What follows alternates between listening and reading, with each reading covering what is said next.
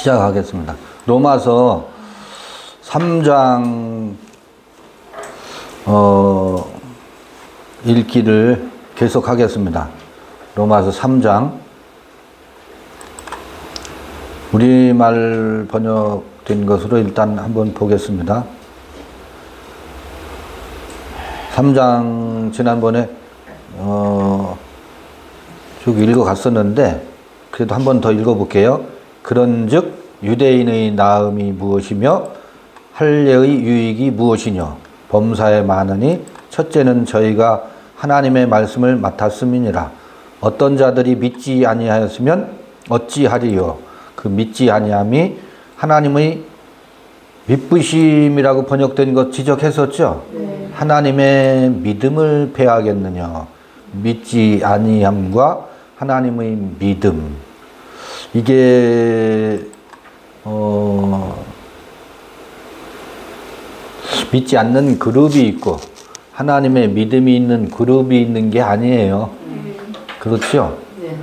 믿지 아니함도 나에게 있고, 그러니까 불법과 불의도 내 안에 있고 하나님의 믿음도 내 안에 두 존재로 있어요. 이게 결코 하나님의 믿음이 무엇인지 주목해서 우리가 읽어야 한다는 점, 그럴 수 없느니라. 사람은 다 거짓 되되 오직 하나님은 참되시다 할지어다. 요거를 좀 전에 그 얘기로 하면 우리 안에 불법을 좇는 존재는 거짓되대요. 근데 우리 안에 하나님의 믿음의 요소가 있어요. 참되시다 이렇게 돼 있네요. 기록된 바 주께서 주의 말씀에 의롭다함을 얻으시고 판단받으실 때 이기려 하심이라 함과 같으니라.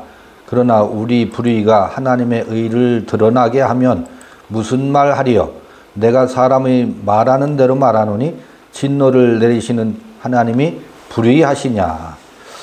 우리 불의가 하나님의 의를 드러나게 한다.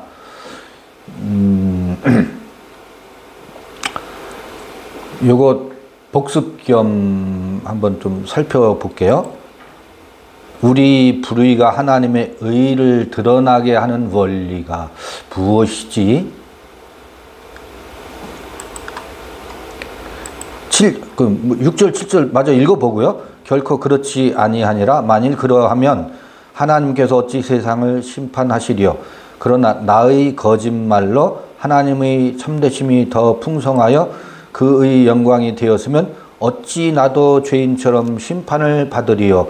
나의 거짓말로 하나님의 참되심이 풍성하여진다? 이게 또 무슨 말이야? 또는 그러면 선을 이루기 위하여 악을 행하자 하지 않겠느냐? 어떤 이들이 이렇게 비방하여 우리가 이런 말을 한다고 하니 저희가 정죄받는 것이 옳으니라. 그러면 어떠하뇨? 8절에서 보면 그러면 선을 이루기 위하여 악을 행하자 하지 않겠느냐라고 어떤 이들이 비방하는 사람들은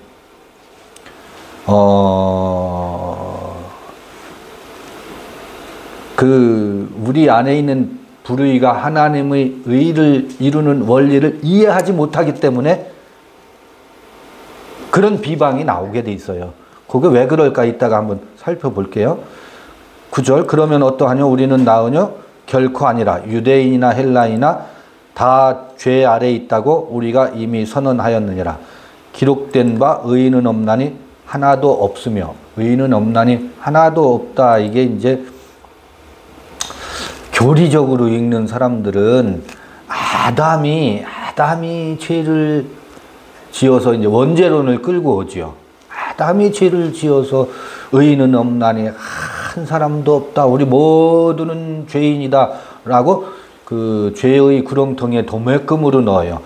바울이 모든 인생들은 죄 아래에 있다라고 하는 것을 그 도매금으로 집어넣기 위해서 이 말을 했을까? 아니면 의인은 없나니 하나도 없다라고 하는 이 선언이 의미하는 바가 교리적으로 아담의 원죄론을 강조하기 위한 말일까? 저는 그렇게 생각지 않습니다. 그건 이따가 그 불의가 어떻게 드러나는지 그거를 통해서 바울이 의인은 없나니 하나도 없다라고 하는 이 편지에 쓰고 있는 바울의 마음이 우리의 불의가 확실히 드러나야 하나님의 의를 드러낼 수 있기 때문에 이 말을 하는 거구나. 원죄론을 강조하기 위함이 아니라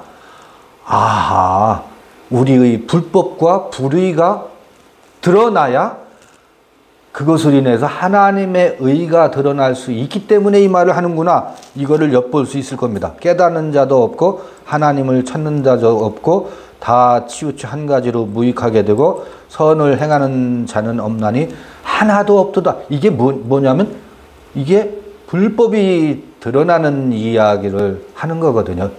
불의가 드러나는. 저희 목구멍은 열린 무덤이요 그 혀로는 속임을 베풀며 그 입술에는 독사의 독이 있고 그 입에는 저주와 악독이 가득하고 그 발은 피 흘리는데 빠른지라. 이 이야기도 이 사회에서 이루어지는 그 잡범들 있잖아요. 잡범들의 양태를 얘기하는 것일까? 그 잡범들의 양태는 가이사의 법에 의해서, 가이사의 규칙에 의해서 거기서 단죄도 하고 그 사회를 이끌어가기 위해서 가이사의 세계에서 가이사의 룰에 의해서 규제와 단죄와 이런 것들이 이루어집니다. 지금 바울이 그걸 여기서 지적하는 걸까? 물론 그 사회적인 범죄들 규탄해야지요. 그것도 지적해야지. 그런데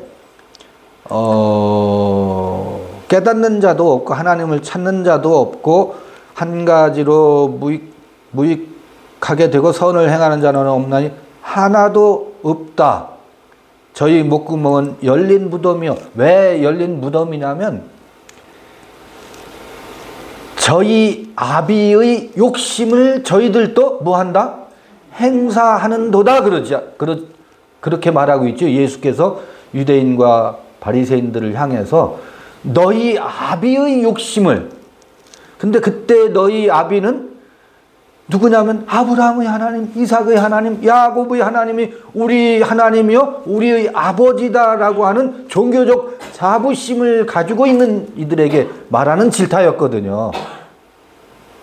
그 혀로는 속임을 베풀며 그들의 입에서는 모세의 법을 해석하고 모세의 율법을 선포하고 그들의 하나님의 진리를 증거하는 삶을 사는데 그 혀로는 속임을 베푼다라고 말하고 있다고.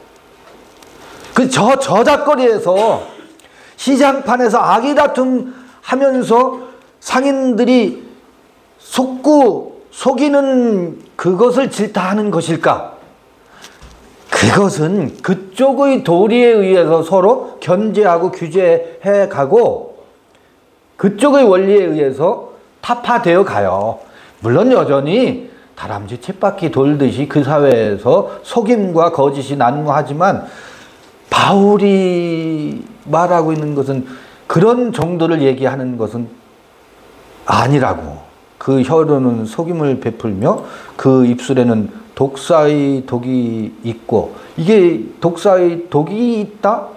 그 입술에는 하나님의 말씀을 전하는 것을 독사의 독이라고 표현하면 그거 듣는 바리새인들 얼마나 서운하겠어요. 듣는 종교인들이 그 예수의 도를 용납할 수가 없다고. 그런데 그 입술에는 독사의 독이 있대. 그 주옥 같은 설교를 일컬어서 독사의 독이래.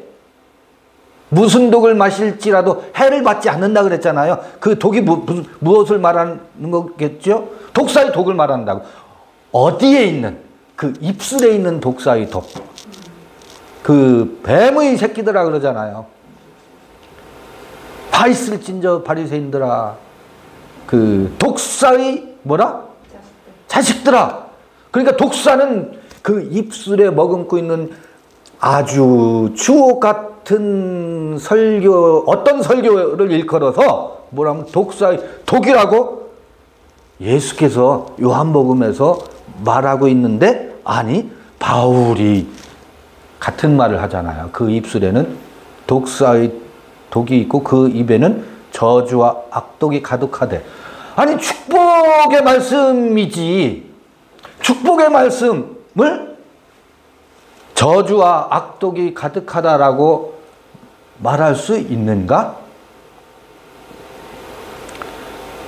이렇게 하면 또 이제 구도가 이상해져요.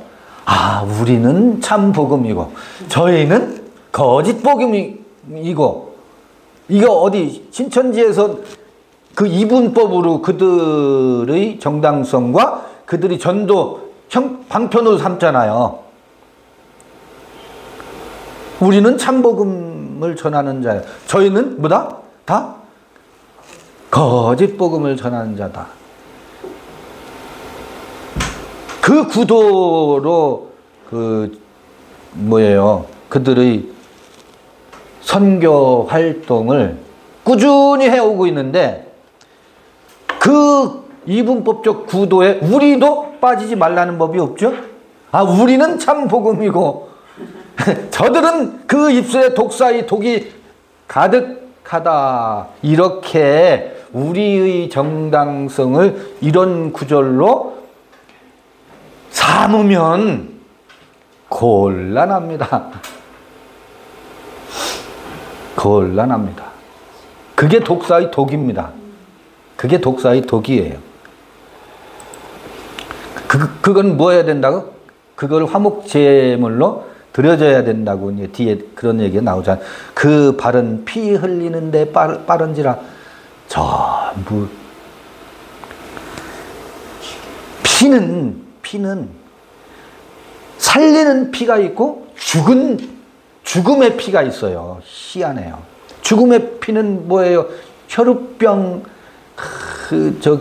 혈우병 환자가 죽음의 피를 흘리는 양태라고. 근데 예수의 피는 뭐였었어요? 살리는 피였다고. 내 피는 참된 음료다. 피 흘리는 두 가지 양태가 있다고. 그런데 그 발은 피 흘리는데 빠른지라. 나를 화목 제물로 드리는 피 흘림이 아니라 상대방을 죽이는 피 흘림.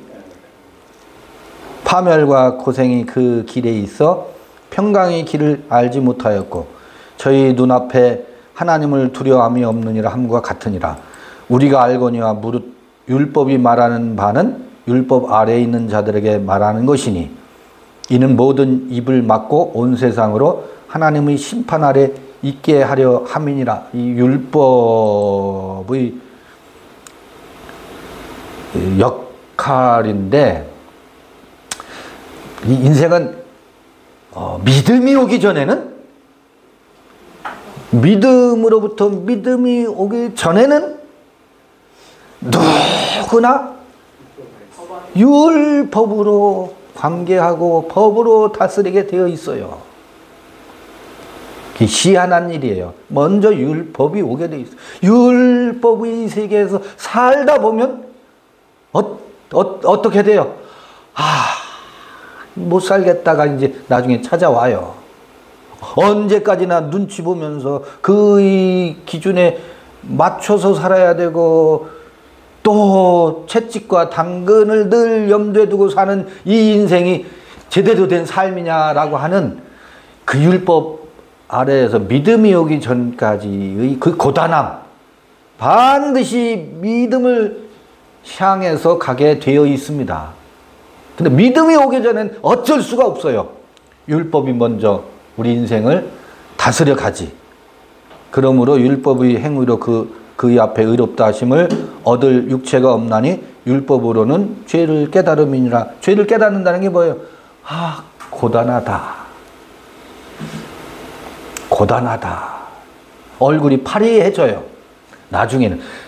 파리해진다는 말은 생기가 없어요. 왜? 그의 정신이 자기 존재로 사는 것이 아니고 타자 지배 아래서 늘 눈치 보면서 사는 삶이기 때문에 율법 아래서의 삶은 파리해집니다. 자기 존재의 부재로 산다고. 이제 그런 것이 드러나는 게 죄를 깨달음이라고 하는 것에는, 자, 21절, 이제는 율법 외에 하나님의 한 의가 나타났으니 율법과 선지자들에게 증거를 받은 것이라. 율법 외에 나타나는 하나님의 한 의. 하나님의 의는 어디서 나타난다고? 믿음으로, 믿음에 이르는 것을 통해서 하나님의 의가 드러난다 그랬잖아요. 이게 로마서의 대주제예요.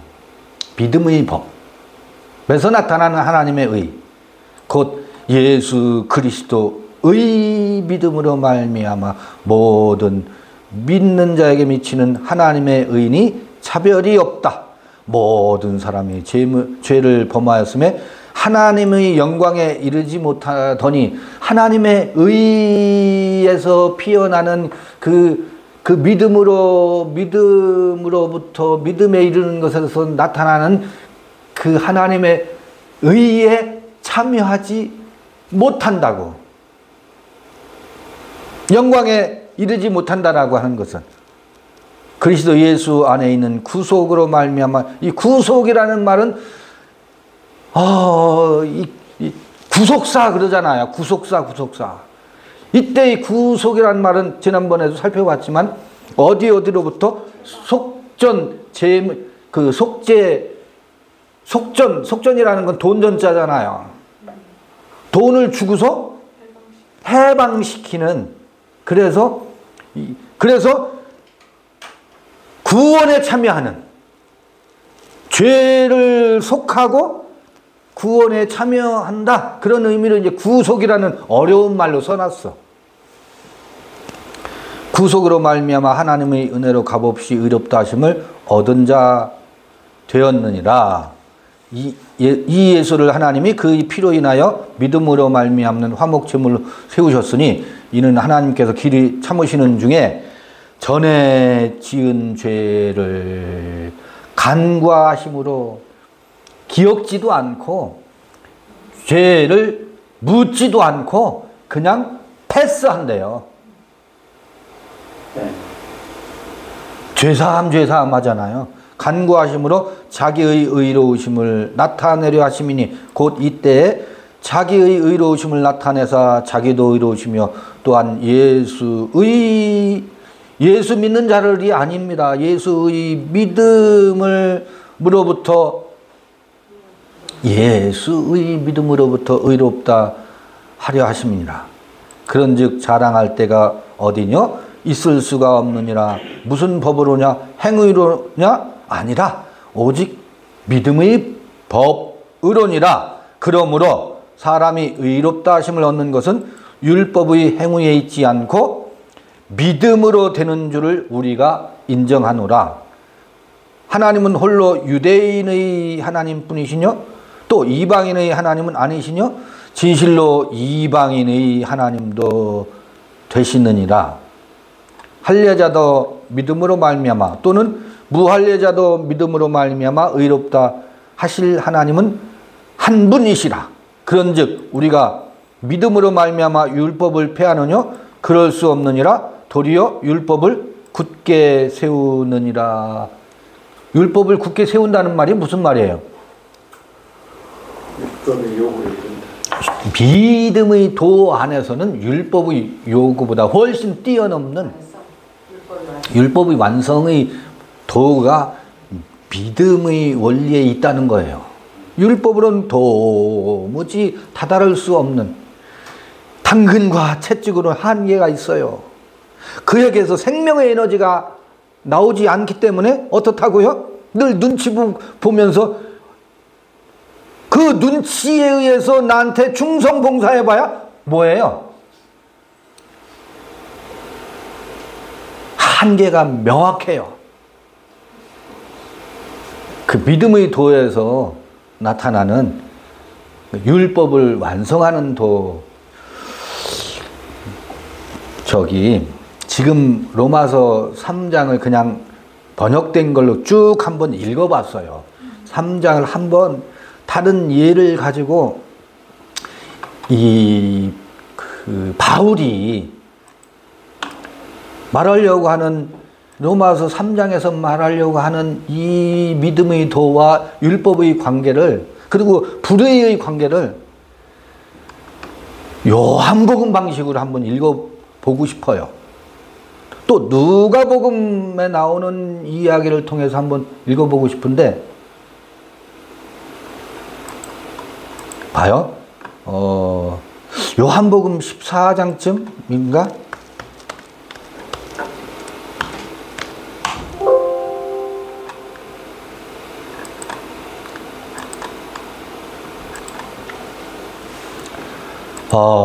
요한복음 14장쯤 한번 볼게요.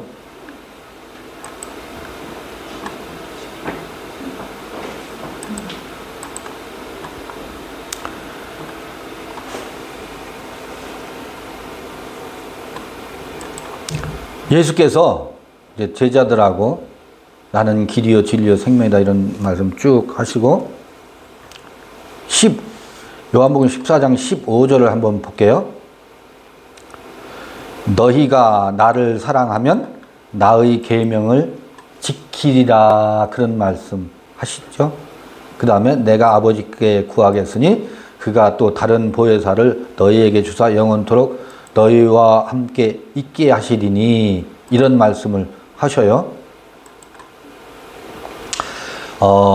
나의 계명을 가지고 지키는 자라 나를 사랑하는 자다.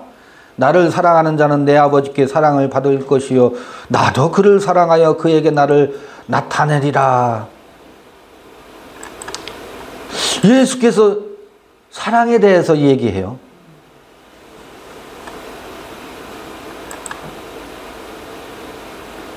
여러분 봐요.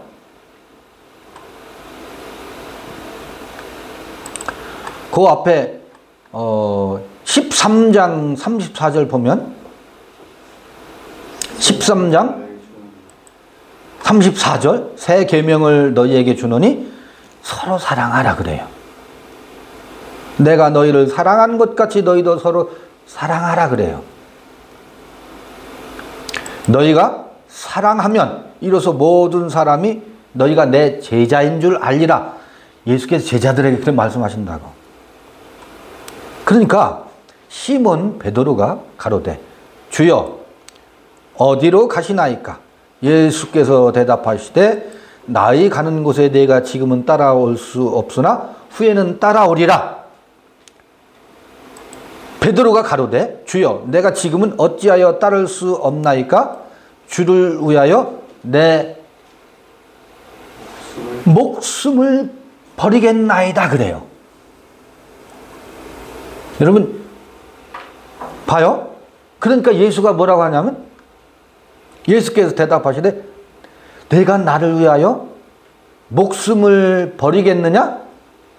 내가 진실로 진실로 네게 이르노니 닭 울기 전에 네가 3번 나를 뭐하리라? 부인하리라 그러지요.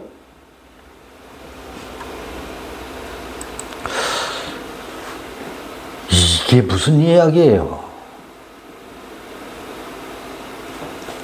여러분 봐요.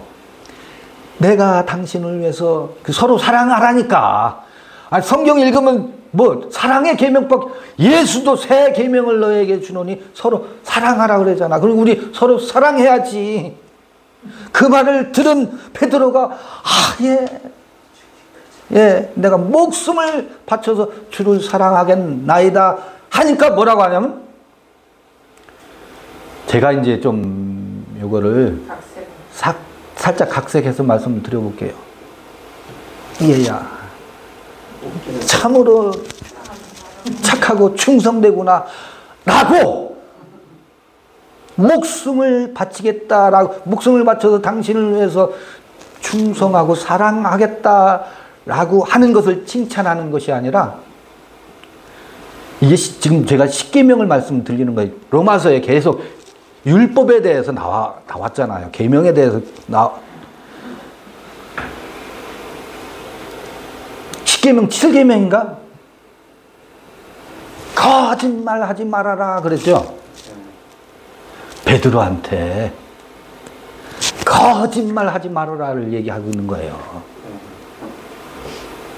십계명을 우리가 어떻게 읽어갈까를 봐요. 지금 베드로가 뭐 하고 있어요? 목숨을 바쳐서 당신을 위해서 죽기까지 목숨을 바치겠습니다를 예수는 뭐라고 그래요? 거짓말하지 말아라. 이게 십계명의 거짓말하지 말라는 이야기의 차원입니다. 아니, 베드로가 지금 거짓말하고 있어요? 베드로가 진실이 아니에요? 요게 뭐냐면, 아까 불법이 뭐라고요? 불의가, 베드로 안에 있는 불의가 드러나고 있잖아요. 베드로 안에 있는 불법을 지금 예수는 뭐 하고 있어요? 들춰내고 있잖아요. 요게 드러나야, 이게 드러나야 그 다음에 뭐가 드러난다고? 하나님의 의가 드러난다고. 근데 이 불의와 불법이 드러나질 않고 있다고. 왜? 다 자기 진실이니까. 자기는 거짓이 아니거든.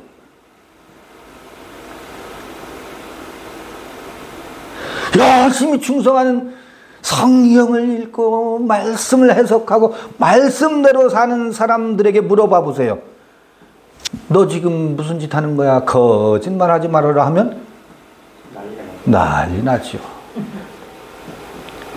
베드로에게 물어봐요. 베드로가 거짓했어요? 봐봐요. 또 하나 예를 들어볼게요. 이 율법의 세계가 어떤 건가? 사람들이 나를 누구라 하느냐 그래요. 선지자입니다. 또 엘리야입니다. 세례 요한이라고 말합니다. 그럼 너희는 나를 누구라 하느냐? 주는 그리스도시요 살아계신 하나님의 아들이십니다. 베드로와 제자들이 그 고백을 하지요. 근데 칭찬한다고. 이를 알게 하시는 이는 혈과 육이 아니라 하나님이 너로 하여금 알게 하셨다. 복이 있다라고 말한다고. 그런데 복이, 그게 절반의 진실이에요. 절반은 진실이고, 제가 또 패러디 할게요. 베드로한테 뭐라고 하는지 아세요? 거짓 증거하지 말아라 해요. 그게 내 이웃에 대하여 뭐하고 있다고? 거짓 증거하고 있다고. 아니, 주는 그리스도시요 살아계신 하나님의 아들이십니다가 거짓 증거라고요? 그게 거짓 증거예요. 십계명에서 말하는 내 이웃을 해하기 위해서 거짓 증거하지 말라라고 하는 그 계명이, 베드로가 거짓 증거했어요? 아니에요. 근데 주는 그리스도시요 살아계신 하나님의 아들이십니다 라고 하는 고백이 사탄의 고백이 라고 하는 것을 어찌 알겠어요? 그 자신이. 왜? 베드로는 예수를 세상 임금으로 놓고 당신은 세상 임금으로 삼았다고. 그게 뭐예요? 유대인들이 저희 아비의 욕심을 행하는도다 그러잖아. 예수를 통해서 이스라엘의 구원과 나는 큰 자가 되어서 예수의 우편에 앉으리라 좌편에 앉으리라, 예수를 무엇으로 놓고 있어요? 자기 욕심을 투영시켜서 자기 아비의 욕심을 행하는 그 엘로힘으로 예수를, 그러니까 베드로의 주는 그리스도시요 살아계신 하나님의 아들이십니다 라고 하는 고백이 제 욕심을 행하려고 하는 고백이어서 그 증거가 뭐라고? 거짓 증거라고 시한하지요. 그런데 이것이 거짓 증거요 불의요 불법인 것이 드러나야 그 다음으로 넘어간다고. 그 다음으로 넘어간다고. 그래서 그러면 하나님의 의를 이루기 위해서 우리가 더 악을 행하자라고 누가 비난하는 사람은 하나님의 법을 몰라도 너무 모르는 사람이 조롱하는 조롱이에요. 우리에게 드러나야 될 불의와 불법은 내가 주의 뜻대로 살겠다고 몸부림치면 칠수록 이것이 불의였구나. 이게 불법이었구나. 근데 그때까지 그 불의와 불법이 우리에게 드러나요? 안 드러나요. 안 드러나요. 의인은 없나니 한 사람도 없다라고 바울이 쓰는 것은 이런 차원에서 말하는 것이지 도매금으로 우리 모두는 죄인이다 그런 얘기가 아니라고. 뭐냐면 내가 열심을 내면 낼수록, 열심이 뭔지 아세요? 주를 위해 충성. 주를 위해 충성. 그 좀 더 확대하면 내가 새 계명을 주노니 서로 사랑하라는 말씀대로 살려고 애를 쓰면 쓸수록 그 사랑이 뭐라고? 내가 목숨을 바쳐서 내가 인류를 위해서 사랑하리라, 이웃을 사랑하리라 하면 할수록 내 에너지로 사랑하려고 하는 것이 무엇으로 드러나야 된다? 불의요 불법인 것이 드러나야 이게 율법이거든. 이게 베드로에게 드러났다고. 불의가 드러났다고. 그냥 앵무새처럼 우리는 죄인입니다. 그 사람에게는 불의가 드러난 게 아니야. 불의가 안 드러났어요.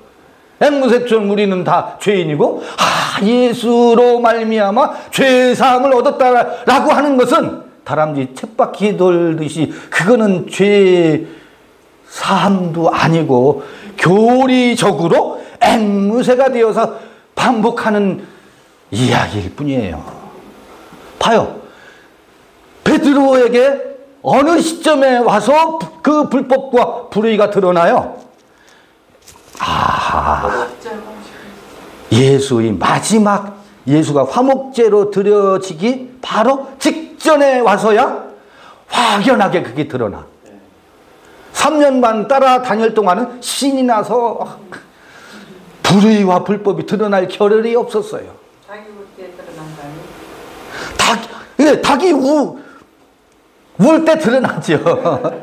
꽃기호 할 때 확연히 드러나죠. 예수가 거기 드러냈음에도 불구하고 결정적으로는 닭이 울 때 확실히 드러나죠. 이게 종교예요. 이게 종교라고. 바울이 로마서의 쭉 율법과 하나님의 의를 2장하고 1장 17절 이후부터 그 얘기를 해요. 3장까지 쭉 4장, 5장, 6장 계속 그걸 대비해서 얘기해요. 하나님의 의와 율법의 의를 대비시켜서 얘기한다고. 여러분 십계명을 어떻게 읽어야 되는지 여러분 어떤 이가 누가복음에 나오는 얘기예요.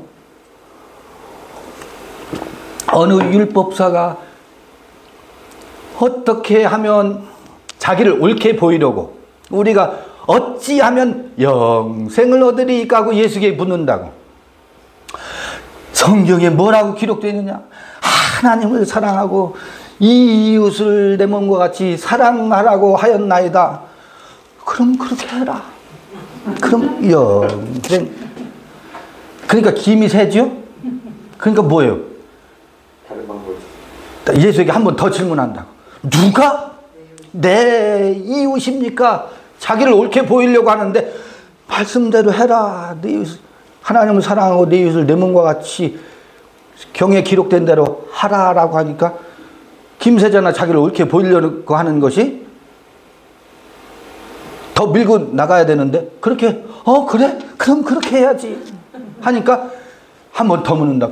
누가 내 이웃이 납니까? 왜? 자기는 자기 이웃에게 구제하고 옳게 보이려니까 내가 이웃을 위해서 이렇게 했다라고 하는 것을 자랑해. 거긴 율법사의 모세 오경에 대한 하나님을 사랑하고 내 이웃을 내 몸과 같이 사랑하라라고 하는 말씀에 대한 율법사의 해석이 이미 율법사에겐 있다고요. 그 해석을 뒤집는다고 예수가. 강도 만나 죽어가는 사람이 있었다. 제사장도 레위인도 지나갔다. 근데 어떤 사마리아에 있는 사람이 강도 만나 죽어가던 사람에게 그 상처를 싸매고 그를 주막에 갔다가 운전을 돈을 주고 맡기면서 치료하고 떠났대요. 이때 물어본다고. 그 율법사에게 누가 우리의 이웃입니까? 라고 묻는 그 질문에게 내가 보기에 거기서 누가 강도 만난 자의 이웃이 되겠느냐 그러죠. 누가 이웃이냐? 이 이야기는 율법사가 모세 오경을 해석하면서 이웃에 대한 그 해석 있잖아요. 그 해석을 180도 뒤집는다고요. 우리는 내가 가난하고 죽어가는 사람들에게 내가 이웃이 되어주려고 애쓰지. 그래서 죽어가는 이가 나의 이웃인 줄 알아. 근데 그 이야기에서의 반전은 뭐예요? 강도 만난 자의 이웃이 누구냐라고 예수가 되묻는다고. 내 이웃이 누구입니까? 강도 만난 자의 이웃이 누구냐? 그러니까 그 율법사에게 너의 이웃이 누구냐면 이 이야기에서 야, 이 사람아, 내가 율법사로서 율법에 찌들려서 율법의 강도 만나서 율법의 강도를 만나서 내가 지금 죽어가고 있는데 내가 누구에게 이웃이 되어주겠다고? 이웃을 사랑했다고? 이웃에게 긍휼을 베풀었다고? 옳게 보이려고? 이 사람아, 이 이야기에서 강도 만나 죽어가는 자가 누구냐? 자네가 지금 율법의 강도 만나서 율법으로 찌들려서 그 의와 죄의 시소게임을 하고 있잖아. 그러면 내가 이웃을 사랑할 문제가 아니라 이웃을 만나서 내가 그 구렁텅이에서 벗어나야지. 로마서 7장 얘기예요. 오라 나는 고고한 자로다. 누가 이 사망의 몸에서 나를 건져내랴. 바울은 무슨 고백을 하고 있냐면 내가 강도 만나 죽어가고 있다. 율법 남편과 그리스도의 남편 그 사이에서 참으로 어찌할 바를 모르겠구나. 이게 다메섹 그 대전환이 있기 전의 바울의 갈등 아닙니까? 바울은 그걸 안다고. 내가 죽어가다가 이웃을 만났어. 그게 뭐예요? 성령의 생명의 법이 나를 어떻게 해요? 곤고한 죽어가던 상태에서 나를 어떻게 해요? 건져냄을 받잖아요. 그때 바울에게서 이웃은 누구예요? 성령의 생명의 법이고 그리스도요. 그런데요. 그때 베드로는 그 그리스도를 거짓 증거하고 있잖아요. 주는 그리스도시요 살아계신 하나님의 아들이십니다. 멋들어진 고백을 하는데 아플싸 이게 거짓 증거라니. 누구를? 이웃에 대하여 거짓 증거하고 있다고. 천하의 오늘날 하나님을 전도하고 하나님의 복음을 전파하는 사람들이 모두 다 그 하나님에 대해서 뭐하고 있는지 아세요? 거짓 증거하고 있습니다. 그 하나님은 너희들에게 쌓을 것이 없도록 복을 준대. 그 복이 성경에 나오는 얘기거든. 말라기서에. 그 복이 뭐예요? 잘 먹고 우리 잘 먹고 잘 살아야지, 당연히.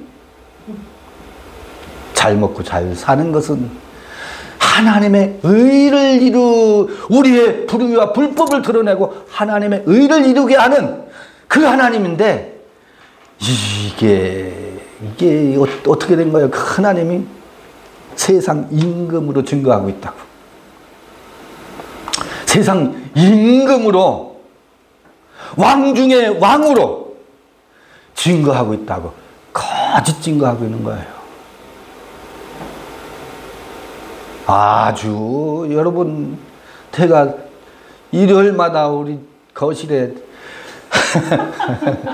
우리 어머니를 위해서 며느님이 복음방송을 틀어놔요. 늘 그 하나님을 칭송하고 그 하나님을 노래하고 그 하나님께 영광 돌리세요 하는데, 제가 이 바울의 마음과 베드로와 이 성서의 이 관점에서 보면, 영광의 하나님 찬양하세요 하는데 뭐예요? 베드로가 주는 그리스도시요 살아계신 하나님의 아들이십니다 라고 참으로 참되게 거짓을 증거하던 것을 예수가 확연히 그 불의를 드러내더라고요. 근데 그 불법과 불의를 드러내는 것이 절호의 기회거든. 무엇을 그걸 드러내야 뭐가 드러나니까? 하나님의 의가 드러날 수 있기 때문에. 이 성소의 도예요, 이게. 기가 막힌 성소의 도더라고요. 그러면 율법과 하나님의 의, 요게 지금 뭐예요? 로마서 3장에서 나란히 나오죠. 다시 로마서로 가볼게요.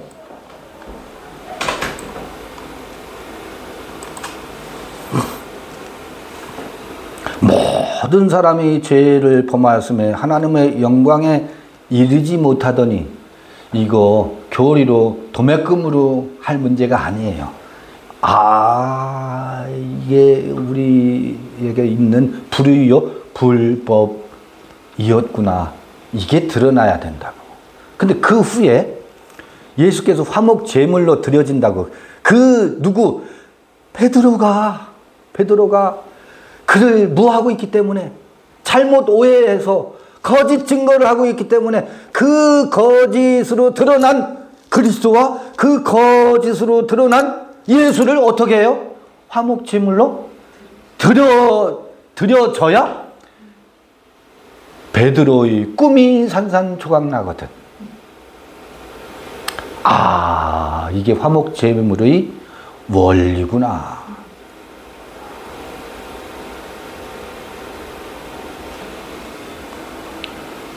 예수는 요한복음에서 너희 아비 마귀의 행사를 하는다, 너희 아비의 욕심을 따라 행하는 도다라고 했던 그 너희 아비의 자리에 예수가 제자들에 의해서 그 자리에 가요. 동일하게 유대인의 하나님의 자리에 예수도 어떻게 제자들에 의해서 패턴이 똑같은 유형으로 그 자리에, 예수 자신은 그렇지 아니한데 제자들에 의해서 유대인들의 하나님과 같은 자리에 예수가 어느덧 만들어져 있네. 그걸 뭐해요? 그걸 산산조각 낸다고. 그것을 산산조각 내는 것이 화목제물이라. 이게 성경의 묘법이에요. 그거를 박살내지 않으면 드러난 불의가 어떻게 돼요? 하나님의 의가 드러나질 않아요. 믿음의 법에 이르지 못한다고. 이걸 붙잡고 있기 때문에. 네, 이 시는 나에게 축복과 당근과 채찍을 주시는 분으로 이해한다고. 당근과 채찍의 법은 율법의 세계거든요. 근데 그 신을 하면서 박살내서 십자가에 못 박아 버림으로 베드로의 판타지를 그 꿈을 산산조각 낸다고요. 여러분, 그 하나님이 자기 욕심으로 지어 만든 하나님인 것이 확실히 드러나. 그 하나님 뭐 해야 돼요? 하늘에서 땅으로 떨어져야, 그래야 예수의 화목 제물이 오늘날 우리 안에서 성취되는 겁니다. 하나님의 의가 드러나려면 번선징악의 그 신이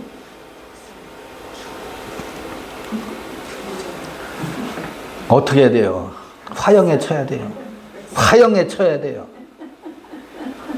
그걸 성경의 원리로 말하면 그게 십자가의 도라는 거예요.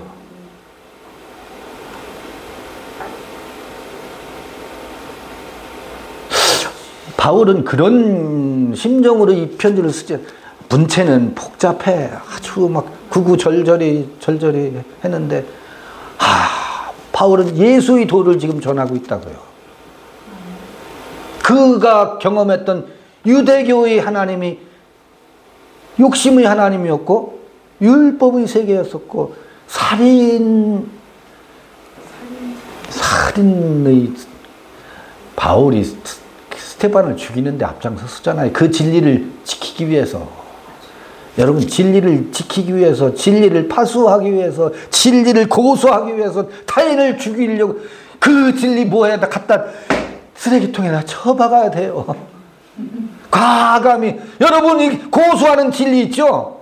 그게 무슨 칼빈의 도가 됐든 신천지의 도가 됐든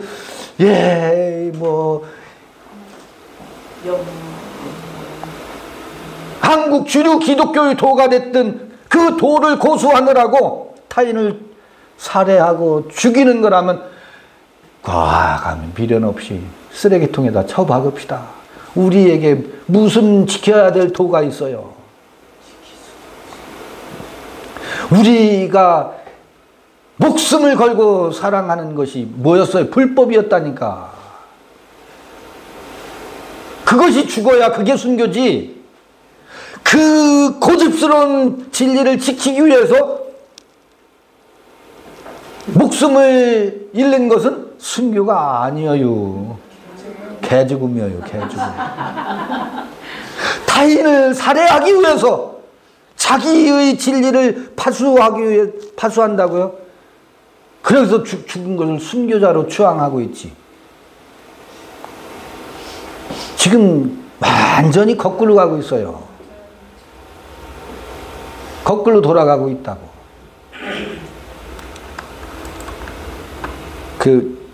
제가 농담처럼 말씀드려볼게요. 우리는 지켜야 될 도가 없어요. 그 사랑이 헛되고 불법인 줄 알아야 새 계명을 너희에게 주노니 서로 사랑하라가 요한복음 21장에 가서야 비로소 내가 사랑하는 것은 다 불의요 불법이다 라고 하는 베드로의 고백이 있을 때 사랑해라, 양을 치라, 이게 온다고. 아니, 내가 못한다니까요.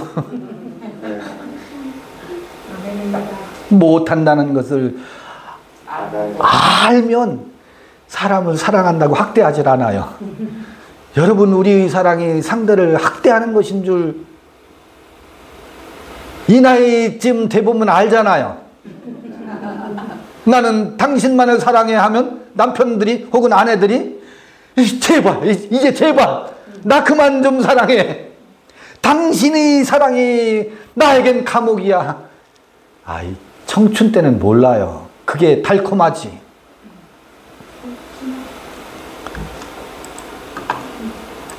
이런 얘기를 하면 아주 은빛 찬란한 시기에 인고 같은 노 부부의 아름다움을 훼손하는 것이 될 텐데. 여러분, 사랑하지 않아야 사랑할 수 있습니다. 아멘. 이제 우리 이제 사랑한다고 그만하십시다. 저를 사랑한다고 제발 하지 마십시오. 저는 그 감옥으로 들어가고 싶지 않습니다. 사랑의 감옥에, 사랑의 개미지옥에 우리 빠지지 맙시다. 예수는 결코 그것을 일컬어서 거짓말하지 말아라. 로마서 3장 읽기를 마치고 이제 4장 들어가겠습니다. 잠시 쉬었다 가겠습니다.